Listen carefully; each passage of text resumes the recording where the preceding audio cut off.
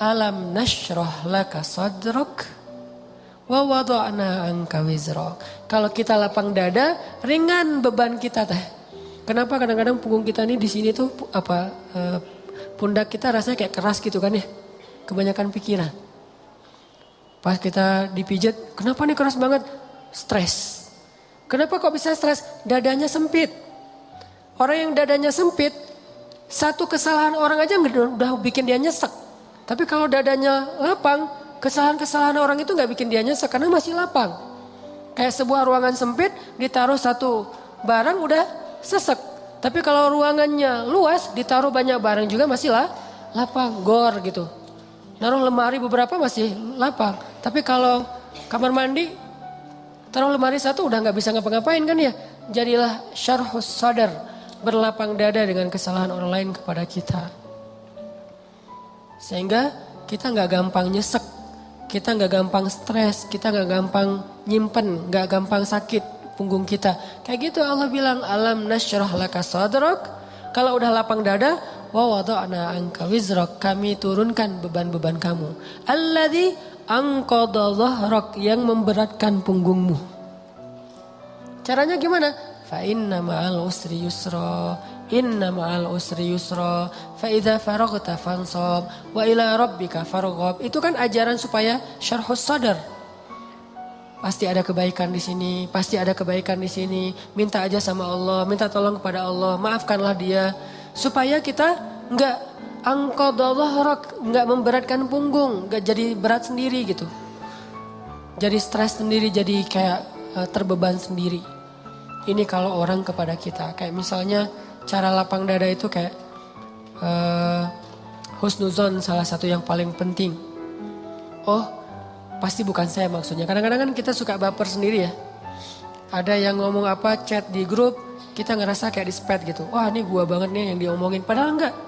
Bukankah kita sering dengerin khutbah atau ceramah seseorang ustadz itu. Kayak ustadz itu kenal kita banget. Kok ustadz itu jadi tahu masalah saya sih? Enggak, dia enggak tahu masalah kita. Allah yang menuntun lisannya karena pengen menasihati kita lewat dia. Tapi dia enggak tahu, jadi jangan kegeeran, jangan baper sendiri. Wah ustadz ini pasti ngomongin saya nih. Enggak, ustadznya juga enggak tahu masalah kita. Karena ada beberapa kasus yang saya pernah kayak gitu, saya lagi ngomongin apa, terus tiba-tiba ada jemaah yang kayak tersinggung. Wah ustadz ngomongin saya nih di depan umum. Siapa juga orang saya enggak kenal orangnya. Kenapa kok persis? Saya juga sering kayak gitu kan udah 2 tahun ini kan saya gak khutbah Jumat nih. Kenapa gak khutbah Jumat? Salah satu alasannya saya pengen Jumat itu privasi waktu buat anak laki-laki saya. Karena dia sekarang udah 3 tahun, saya kasih jatah pokoknya Jumatan harus di Cihanjuang bareng Yahya. Karena saya pengen dampingin dia ke masjid hari Jumat. Alasan kedua, ada penyakit ustadz yang dulu pernah saya alamin. Apa penyakit ustadz? Keseringan ngomongin menasihati orang, jarang dinasihati. Nah saya pengen Jumat itu waktu saya mendengar nasihat buat diri saya sendiri. Awal-awal itu benar kerasa. Pas pertama dengar khutbah orang, apaan sih ini kayak gini ngomongnya. Ada tuh ego-ego ustadz kayak gitu tuh muncul tuh. Itu kan yang lagi diobatin tuh. Wah nggak gini, saya tahu dalilnya lebih dari ini mulai. Muncul gitu-gitu tuh. Awal-awal kayak gitu, tapi astagfirullahaladzim, sombong banget sih gue. Udah, terus kalau ada yang ngomongnya kadang-kadang kayak nggak mungkin belum terbiasa ngomong depan umum, agak-agak nervous mungkin atau agak-agak kaku gitu. Muncul rasa sombong tapi lama-lama di recovery diperbaiki apa? Kalau saya menghargai dia walaupun nggak bagus, nanti orang akan menghargai saya ketika saya nggak bagus performnya. Jadi pas saya duduk gitu, dia ngomongnya kayak ngebosenin banget, boring banget tuh ceramahnya, tapi saya tetap gitu. Padahal boring banget ceramahnya, tapi saya kayak menghargai apa yang saya maksud di situ. Saya pengen juga orang kayak gitu ke saya kalau saya ceramah. Mungkin teman-teman ada yang kayak gitu sekarang. Apaan sih Ustaz, tapi masih aja gini. Padahal boring banget ceramahnya. Kenapa? Mungkin karena saya juga menghargai ceramah orang yang mungkin belum terlalu terbiasa ceramah. Ini yang saya pelajari ketika nggak khutbah lagi. Ditambah lagi sering banget saya kayak ngerasa khotib ini kayak ngerti banget apa yang saya sedang alamin. Kayak lagi baper sama teman, lagi baper sama istri, langsung ceramahnya tentang suami kepada istri. Loh kok tahu banget sih masalah saya? Kan sering kayak gitu kan? Itu bukan karena dia tahu loh, Allah yang maha tahu. Allah lagi menuntun kaki kita melangkah ke masjid yang khutbahnya tema itu. Dan Allah menuntun lisan ustadz untuk ceramah pas waktu kita datang tentang tema itu. Allah yang lagi nasihatin kita lewat lisan seorang ustadz. Jadi jangan baper. Gitu juga ke temen. Bukan dia tahu masalah kita, pengen nyindir kita, pengen nyepet kita. Enggak sama sekali. Jadi legowo. Syarhus sadar. Salah satu caranya husnuzon. Ini bukan yang cewek-cewek juga. Kalau lagi ngobrol sama teman-temannya, tiba-tiba ada yang kecelutukan ngomong apa. Jangan langsung diem. Wah, ngomongin saya nih, pasti saya maksudnya. Belum tentu, husnuzon aja. Mungkin dia emang gak tahu masalah kita. Teman-teman yang lain tahu kecuali dia yang ngomong nih. Berarti jangan-jangan kita udah baper habis-habisan, udah habis air mata kita nangis sepanjang malam. Ternyata gak ada masalah. Kan konyol banget kan ya. Kita udah curhat kemana-mana, udah marah ke siapa-siapa, terus udah nangis sepanjang malam, udah bengkak matanya. Besok pas tabayun, maaf ya saya nggak tahu kalau ada masalah itu. Oh jadi kamu nggak tahu, rugi dong air mata saya udah 1 ember. Ini sering terjadi. Kenapa? Karena kita nggak syarhus sadar, nggak husnuzon dulu sama orang lain. Kalau misalnya menurut kita dia tahu banget masalah saya masih diomongin, oh mungkin dia silap, mungkin dia lupa, mungkin dia terlanjur ucap, atau Enggak, dia pasti ngonsep tuh soalnya captionnya tuh panjang banget, pasti dia nulis. Kalau gitu mudah-mudahan dia udah sadar sekarang. Belum sempat aja minta maaf ke kita, yang jelas dia udah sadar, udah minta ampun ke Allah. Husnuzon. Bukankah Allah mengatakan ijtanibu katsiran minaz-zon? Satu-satunya yang layak kita suuzonin itu cuma setan. Bukan orang. Minimal kita bilang bukan dia gak maksud kayak gitu. Setan yang nuntun lisan dia. Setan yang bikin dia mengatakan itu. Dan dia udah sadar sekarang. Setan aja yang disalah-salahin, gak apa-apa. Apa salah saya kata setan? Ya emang salah. Apa salah saya? Ya kamu jadi setan gitu. Kan suuzon yang diperbolehkan buat setan doang kan. Kayak Nabi Yusha ketika lupa masalah ikan dengan Nabi Musa pas nyari Khidir. Apa kata Nabi Yusha? Wa ma ansanihu illa syaitanu an adhkurah. Maaf ya Nabi Musa, tidak ada yang buat saya lupa kecuali syaitan. Jadi yang dikambing hitamkan oleh Nabi Yusha adalah setan. Lagian kalau kita ada masalah, pasti kita ngomongnya apa? Auzubillahi minasyaitonirrajim. Setan bilang, enggak, saya enggak godain kamu aja sendiri kegeeran. Kan bisa aja gitu kan ya, tapi tetap itu udah fitrah. Nah dia setan. Tapi kalau jin enggak, kita enggak boleh suuzon sama jin. Ada penampakan apa nih kayaknya mau ganggu saya sholat tahajud nih, enggak, dia cuma lewat doang gitu. Tapi kalau setan benar enggak khusyuk, pasti setan. Enggak bisa move on, pasti setan. Wujudnya manusia. Kan setan itu minal jinnati wan nas ya, dari jin dan manusia tuh. Enggak. Bercanda, astagfirullahaladzim. Nanti saya di report, di ban lagi akun saya. Sama mantan-mantan. Banyak gening. Oke.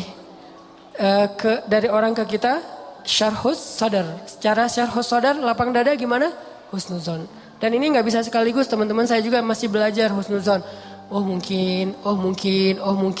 Iltamis li akhika alfa uzrin. Cari 1000 alasan buat saudara kamu. Kalau gak bisa gitu minimal cuek.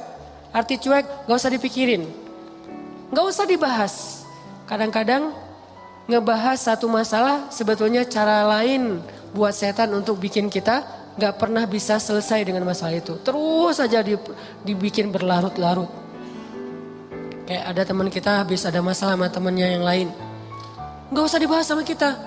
Kemarin gimana masalahnya udah beres? Jangan ditanya, udah aja lupain. Begitu kita tanya dia akan bilang lagi. Ya tuh enggak apa kemarin dia masih ngomongin saya. Oh gitu, terus kita pancing-pancing lagi tuh. Harapannya apa? Niat kita pengen empati. Padahal itu bukan empati itu. Pengennya kita berpihak sama dia. Itu enggak berpihak. Tahu enggak apa arti namimah atau mengadu domba? Kata Nabi, la yadkhulul jannah an-nammam. Enggak akan masuk surga orang yang suka mengadu domba. Enggak akan masuk surga. Nah, adu domba itu ada 2, teman-teman. Ada adu domba orang yang memang jahat. Ada adu dombanya orang soleh. Orang soleh juga bisa mengadu domba. Gimana caranya? Kalau orang yang gak soleh mengadu domba, dia sengaja membuat fitnah di antara dua orang sehingga mereka jadi baperan, jadi putus silaturahim. Ini nggak soleh. Insya Allah kita nggak akan kayak gitu. Saya yakin nggak ada niat kita ngadu domba orang. Tapi kita mungkin banget terjebak di adu domba yang kedua. Adu dombanya orang soleh nih. Gimana ngadu dombanya? Nih saya kasih contoh. Si A ngomongin si B di depan kita. Tapi nggak sampai kan ke si B. Kita yang dengar, si B nggak dengar. Misalnya kayak dia lagi ngejapri kita, yo dia gini. Kita akan yang tahu. Terus kita capture, kita forward ke si B. Ini aku bukan mau manas-manasin ya, tapi ini cara jawabnya gimana nih, dia ngomong kayak gini tentang kamu. Kita capture, sakit hatilah si B. Oh ternyata dia ngomongin saya di belakang. Itu perumpamaannya kata para ulama, si A manah si B, tapi gak kena, anak panahnya jatuh di lantai. Kita ambil, kita tusuk ke dadanya sambil kita katakan ini bukan dari saya lah, dari dia loh ya. Nih. Kayak gitu analoginya. Itu namimahnya orang soleh. Adu dombanya orang soleh. Jadi kita nggak niat memfitnah. Kita niat pengen menyampaikan kebenaran, kita lagi empati, pengen tabayun. Gak usah tabayun kepada korban, tabayunnya kepada pelaku. Apa bukti kamu ngomong kayak gitu? Gitu, nanya ke pelaku. Jangan, benar nggak yang dia omongin? Jangan, salah nih. Konsep tabayun itu bukan kepada korban yang dibicarain, kepada yang ngebicarain.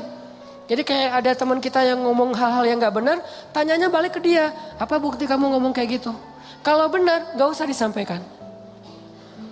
Kita kebalik, dia ngomongin kamu kayak gini, benar gak? Nah, ini konsep tabayun yang akhirnya bukan tabayun jadinya, namimah. Udah jatuh tuh anak panah di lantai, kita ambil, kita tusuk. Ini bukan dari saya ya, dari dia. Dia terus ketusuk, makasih ya kamu udah nyampain anak panah ini ke saya. Dia emang gak bener nih orangnya. Padahal yang nusuk bukan dia loh, orang ini nih. Kan kita kadang-kadang kayak jadi akrab gitu dengan orang yang sering ngebukain sebuah masalah ke kita kan. Walaupun bikin kita bete, kita anggap dia kayak setia banget, berpihak banget sama kita, empati banget. Enggak, ini salah. Enggak kayak gini caranya. Harusnya kita bilang, kalau kamu tahu itu gak nyaman buat saya, jangan disampaikan. Gitu harusnya. Tapi dia ngomongin kamu, biarin aja dia ngomongin. Yang penting kan saya gak dengar, sehingga saya gak sakit hati ke dia. Mudah-mudahan Allah maafin dia, kan selesai. Justru gara-gara kamu sampaikan ke saya jadi sakit hati ke dia. Allah gak maafin dia, Allah gak maafin saya nih. Putus silaturahim kita berdua, kamu nih pelakunya nih. Kok jadi saya sih? Ya kamu, rame perang segitiga. Kan ini yang terjadi kan selama ini. Ini lebih realistis menurut saya daripada namimah yang memang niatnya jelek buat saya sih. Saya husnuzon sama kita semuanya. Gak ada lah niat kita jelek pengen memfitnah orang, gak. Tapi seringnya kita terjebak tanpa kita sadari. Justru karena kejujuran kita, karena keakraban kita dengan teman kita. Jadi kita ngebuka hal-hal yang dia gak perlu dengar. Itu sering banget kayak gitu. Saya juga kadang kayak gitu. Misalnya ada yang bicara apa tentang istri saya nggak suka tuh. Dia bicarain istri saya gini misalnya depan temennya ngasih tahu ke saya. Terus saya kan jadi sakit hati sama orang itu ya. Saya juga ngasih tahu ke istri saya lebih sakit hati lagi sama dia. Ini salah, dia salah, saya salah. Harusnya saya diem aja. Papa udah tahu kan masalah ini, kenapa nggak ngasih tahu ke mama? Karena papa berharap mama nggak tahu. Tapi daripada mama tahu dari orang lain, ya berarti orang itu yang salah, bukan papa. Kenapa dia ngasih tahu ke mama? Kan gitu kan? Jangan sampai ya Pak, mama tahu dari orang lain. Jadi kalau ada yang kayak gini-gini harus papa yang ngomong ke mama. Enggak, itu salah konsepnya. Enggak boleh kita menyampaikan sebuah informasi walaupun benar, apalagi belum tentu benar. Walaupun benar kepada orang yang kalau dia dengar dia akan sakit hati atau sedih, enggak boleh. Diamin aja. Kalau ada hal yang enggak benar, kita yang mengklarifikasi. Enggak kayak gitu. Saya kenal dia gitu.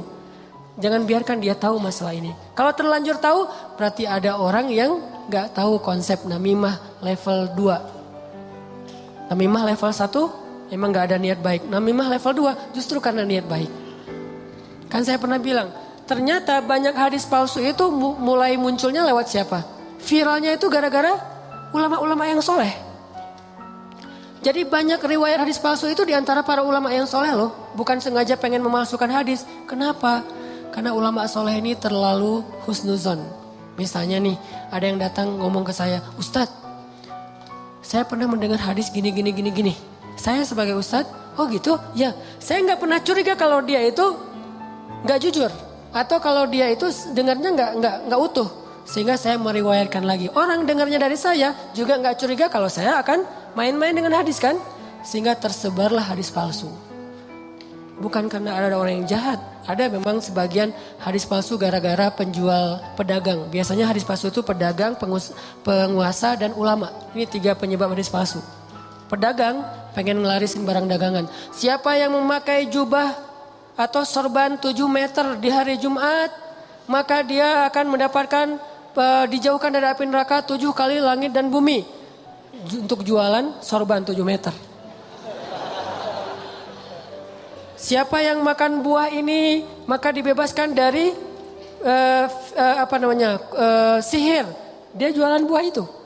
Ini bisa muncul hadis palsu dari penguasa.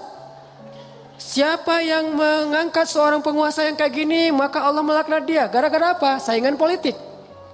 Ulama menyebarkan hadis palsu kenapa? Karena nggak pernah berpikir orang akan bermain-main dengan hadis Nabi. Sehingga dia percaya aja kepada orang itu. Baru nanti di masa berikutnya ulama ketika ngelihat banyak banget hadis palsu mereka perbaiki. Ini riwayatnya dari siapa, ini dari siapa. Bisa jadi periwayat hadis palsu itu adalah orang soleh, ulama besar. Kenapa bisa ngeriwayatin? Husnuzon. Gak mungkinlah dia bohong atas nama Nabi. Langsung diriwayatkan balik kepada orang lain. Orang yang mendengar gak mungkinlah ustadz bohong atas nama Nabi. Terus saja hadis palsunya nyebar. Itu teman-teman.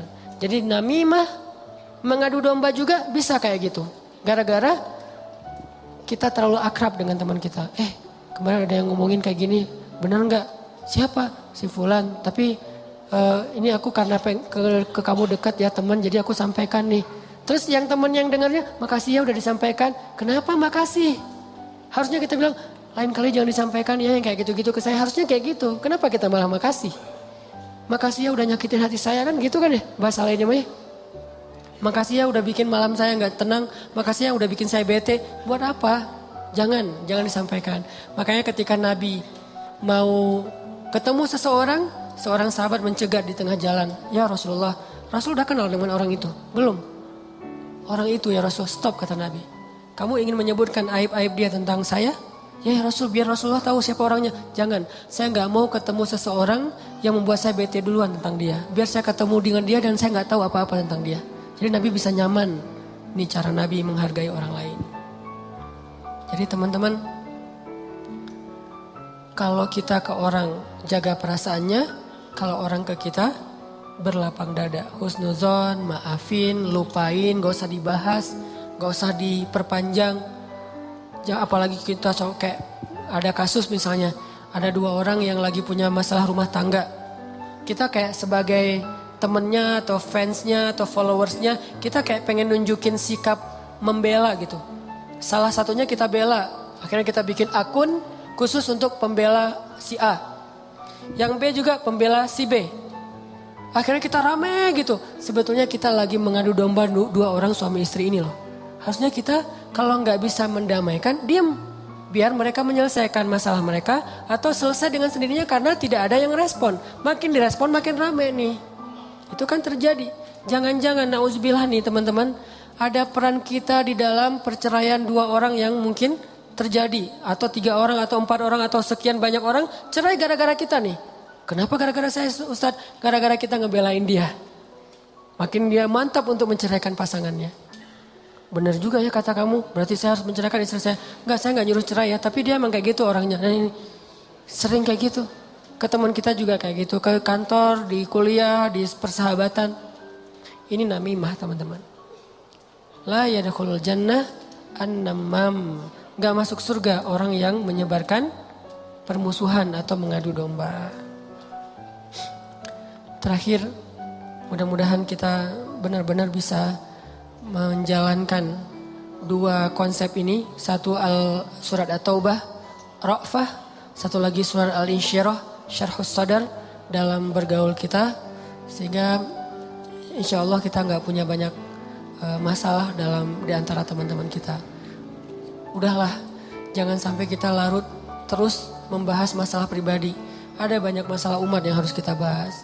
Kalau kita benar-benar seorang muslim yang empati kepada umat, mending kita habisin energi kita buat ngomongin Dayakolot, ngomongin banjir di Bandung Selatan, ngomongin orang-orang yang pengangguran, ngomongin teman-teman kita yang kena narkoba di luar negeri, ngomongin Rohingya, Suriah, Palestina, apa yang bisa kita bantu buat mereka. Mending energinya dipakai buat itu daripada habis terus energi untuk masalah kita pribadi. Kayaknya egois banget sih. Di sana banyak yang butuh pertolongan kita malah sibuk dengan urusan pribadi. Itu buat saya tuh nggak keren. Kita terlalu egois membahas masalah pribadi. Boleh, tapi porsinya jangan kegedean. 30% aja, 70%-nya untuk umat. Saya juga punya masalah keluarga. Semua orang punya masalah keluarga, tapi saya nggak mau berlarut-larut. 30% aja. Sisanya kalau saya ketemu sama teman, pasti yang dibahas masalah kemaslahatan umat. Mudah-mudahan ini bermanfaat. Mohon maaf kalau ada salah kata. Dan semoga Allah memberi ilham dan taufik dalam hati kita untuk menjalankan apa yang sudah kita dengar. Bukan hanya jadi wawasan, bukan hanya jadi teori, bukan hanya jadi sekedar wacana, tapi memperbaiki perilaku dan akhlak kita.